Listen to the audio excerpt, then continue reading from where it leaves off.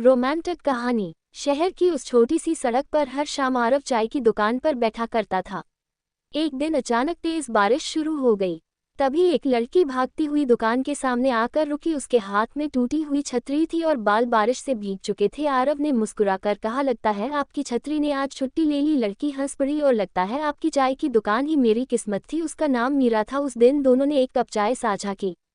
फिर मुलाकातें रोज होने लगी, कभी चाय के बहाने, कभी बारिश के बहाने और कभी बिना किसी बहाने के। एक शाम मीरा ने पूछा, अगर मैं कल यहाँ नहीं आई तो? आरव ने उसकी आंखों में देखते हुए कहा, तो मैं इंतजार करूंगा। और अगर मैं बहुत देर से आई तब भी? मीरा मुस्कुराई। और अगर कभी वापस ही नहीं आए? आरव कुछ पल चुप रहा, फिर बोला, तब शायद मुझे समझ आएगा कि प्यार सिर्फ किसी के साथ रहने का नाम नहीं, किसी के इंतजार को अपना बना लेने का नाम भी है। अगले दिन मीरा नहीं आई। एक दिन बीता, फिर एक हफ्ता, फिर एक महीना। आरव रोज उसी जगह बैठा रहा। फिर एक शाम बारिश हुई, वही सड़क, वही चाय की दुकान, और सामने मीरा खड़ी थी, हाथ में नई छतरी लिए। वह धीरे से बोली, इस बार छतरी भी है, लेकिन क्या मैं फिर भी आपकी चाय पी सकती हूँ? आरव की आंखों में खुशी उतर आई। चाय तो मिलेगी, उसने कहा, बस इस बार जाने की इजाजत नहीं है। कबीर और सना एक ही कॉलेज में पढ़ते थे। दोनों की दोस्ती कब प्यार में बदल गई, उन्हें खुद पता नहीं चला। सना को कबीर की छोटी छोटी बातें पसंद थीं। कबीर को सना की मुस्कान। एक दिन सना ने पूछा, अगर मैं तुमसे दूर चली गई तो? कबीर हंसकर बोला, तुम जहां जाओगी मेरा दिल वहीं रहेगा। कुछ दिनों बाद सना को विदेश में पढ़ाई का मौका मिल गया। वह जाना नहीं चाहती थी, लेकिन उसका सपना भी बहुत बड़ा था। एयरपोर्ट पर सना ने आंसू रोकते हुए कहा, कबीर, मेरा इंतजार मत करना, जिंदगी रोकना मत। कबीर ने मुस्कुराकर जवाब दिया, मैं जिंदगी नहीं रोकूंगा, बस तुम्हारे लौटने की जगह अपने दिल में खाली रखूंगा। सना चली गई, साल बीतते गए, दोनों की बातें कम होती गईं, लेकिन कबीर ने सना को कभी बुलाया नहीं। 5 साल बाद एक शाम कबीर को एक खत मिला। उसमें सिर्फ इतना लिखा था, तुमने कहा था मेरा दिल जहां जाएगा तुम्हारा दिल वहीं रहेगा। मैं वापस आ गई हूँ, क्या तुम्हारा दिल अभी भी वही है? कबीर बिना जवाब लिखे उसी पुरानी जगह पहुंच गया जहां दोनों पहली बार मिले थे। कुछ देर बाद पीछे से आवाज आई, इतने साल इंतजार किया। कबीर पलटा, सना सामने खड़ी थी। कबीर मुस्कुराया और बोला, इंतजार तुम्हारा नहीं था। सना ने हैरानी से पूछा, तो किसका था? कबीर ने उसका हाथ थाम लिया, उस दिन का, जब तुम वापस आकर ये कहोगी कि अब कहीं नहीं जाना। घव हर शाम उसी पार्क की बेंच पर बैठता था। उसके हाथ में हमेशा एक किताब होती, लेकिन पिछले 6 महीनों से उसने किताब का एक पन्ना भी नहीं पढ़ा था, क्योंकि उसी बेंच पर बैठकर वह नैना का इंतजार करता था। नैना ने जाते समय सिर्फ इतना कहा था, घव, अगर हमारा प्यार सच्चा है तो हम फिर मिलेंगे। 6 महीने बीत गए। एक शाम राघव उठकर जाने ही वाला था कि पीछे से किसी ने धीरे से कहा, तुम अभी भी यहाँ बैठते हो?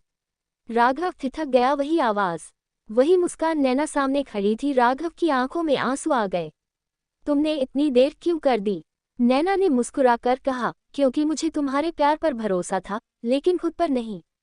अब नैना उसके पास बैठ गई। अब समझ गई हूं कि जिंदगी में कुछ लोग मिलते नहीं, मिलाए जाते हैं।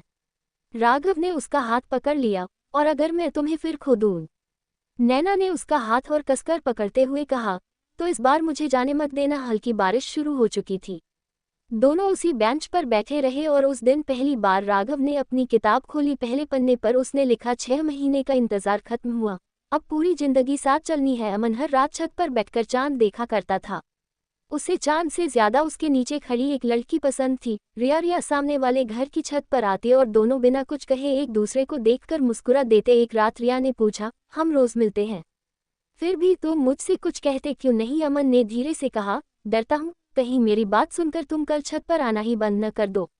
रिया मुस्कुराई, और अगर मैं चाहती हूँ कि तुम कुछ कहो? अमन ने हिम्मत जुटाई, तो सुनो, मुझे तुम्हारा इंतजार अच्छा लगता है, तुम्हारी आवाज अच्छी लगती है, तुम्हारी मुस्कान तो सबसे ज्यादा। और शायद, रिया ने बीच में रोक दिया। शायद? अमन हंस पड़ा, शायद नहीं, मुझे तुमसे प्यार है। रिया कुछ पल चुप रही, फिर उसने आसमान की तरफ देखा और कहा, चांद को गवाह मानकर एक वादा करोगे क्या? जब तक ये चांद आसमान में है, मेरा हाथ कभी मत छोड़ना। अमन ने उसका हाथ थाम लिया। चांद तो कभी कभी बादलों के पीछे छिप जाता है, रिया ने मुस्कुराकर कहा। तो उस दिन मेरा हाथ और कसकर पकड़ना। विवान को हमेशा लगता था कि प्यार फिल्मों जैसी चीज है, खूबसूरत, लेकिन असली जिंदगी से बहुत दूर। फिर एक दिन उसकी मुलाकात आरोही से हुई। हर सुबह आरोही उसी बस में सफर करती थी। वह खिड़की के पास बैठती और किताब पढ़ती रहती। विवान रोज चुपचाप सामने वाली सीट पर बैठकर उसे देखता। एक दिन बस अचानक ब्रेक लगने से आरोही की किताब नीचे गिर गई। विवान ने किताब उठाकर दी। Thank you. आरोही ने मुस्कुराते हुए कहा। विवान बस इतना बोल पाया। वेलकम। उस दिन के बाद दोनों की छोटी छोटी बातें शुरू हो गईं। एक सुबह आरोही बस में नहीं आई, फिर अगले दिन भी नहीं। विवान बेचैन हो गया। तीसरे दिन वह आई, लेकिन उसकी आंखों में उदासी थी। विवान ने पूछा, सब ठीक है? आरोही ने धीमे से कहा, पापा की नौकरी दूसरे शहर में लग गई है, हम अगले हफ्ते जा रहे हैं। विवान कुछ नहीं बोला। आखिरी दिन बस से उतरते समय आरोही ने उसे एक छोटी सी पर्ची दी। उस पर लिखा था, तुमने कभी कहा नहीं, लेकिन तुम्हारी आंखें रोज कहती थीं कि तुम मुझे पसंद करते हो। नीचे एक पता लिखा था। विवान ने उसे देखा और मुस्कुराकर कहा, तो अब तुम्हें रोज बस में देखने की जरूरत नहीं पड़ेगी। आरोही ने पूछा, क्यों? विवान ने पर्ची जेब में रखते हुए कहा, अब मैं खुद तुम्हारे शहर आऊंगा। शाम के करीब 7 बजे थे। शहर में अचानक तेज बारिश शुरू हो गई। अनाया छत पर कपड़े लेने गई थी, तभी पीछे से आवाज आई, बारिश में भीगने का इतना शौक है? वह पलटी। सामने उसका पड़ोसी आर्यन खड़ा था। अनाया मुस्कुराई। और आपको इतनी चिंता क्यों है? आर्यन ने छतरी आगे करते हुए कहा, क्योंकि तुम बीमार पड़ गई तो मुझे तुम्हारी आवाज सुनने को नहीं मिलेगी। अनाया कुछ पल उसे देखती रही। तुम्हें मेरी आवाज इतनी पसंद है? आर्यन ने धीरे से कहा, आवाज तो बहाना है, सच तो यह है कि मुझे तुम पसंद हो।